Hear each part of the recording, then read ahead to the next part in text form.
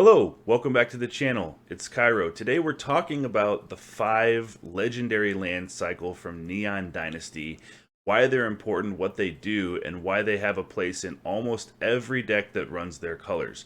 If you like the video, hit the thumbs up, leave a comment, and subscribe, and I appreciate it. At number 5, we have Otawara Soaring City. This is the blue legendary land. It comes in untapped, as they all do. You can tap it to add a blue mana to your pool. It also has the channel ability that you can discard it, bounce an artifact, creature, enchantment, or planeswalker to its owner's hand. This functions like an unsummon, kind of expensive, but it's very, very useful, and there's no downside to running this. This is great for bouncing planeswalkers when your opponent has invested heavily into them. It also returns enchantment, which matters a lot in this meta with Selesnya enchantments, and Naya runes, which are common in the format. Coming in at number 4, we have Takanuma Abandoned Meyer. This is the black version of the legendary land. It channels out for 4. You can mill 3 cards, then return a creature or planeswalker card from your graveyard to your hand. And if you're in Sultai colors, you're in Golgari, this matters a lot. There are a lot of graveyard reanimator spells in Kamigawa, as well as some in Crimson Vow, that you can bring back maybe a big Toxrill or some big beast from the graveyard. With no downside, this is great, and it comes in as our number 4 pick. At number 3, we have Sokenzan Crucible of Defiance. This channels out to create 2 1/1 colorless spirit creature tokens, and they gain haste until end of turn.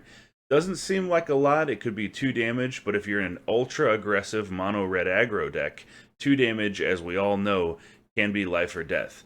Also, if you're in Rakdos colors or some sort of controlling deck, these can be channeled on your opponent's turn to create 2 chump blockers and really change the tide of a game. At number 2, we have Iganjo, Seat of the Empire.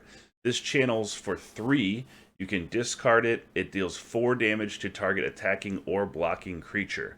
Now, if you're playing mono white, you know that most of your removal comes in the form of creatures like Brutal Cathar or Skyclave Apparition. There's not a lot of room to main deck sorcery or instant speed removal that don't come with also building your board presence.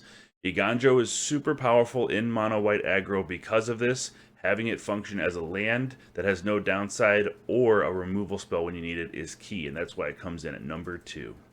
At number 1, we have Bosiju Who Endures. This channels out for 2, so it's much less expensive than the other lands to channel.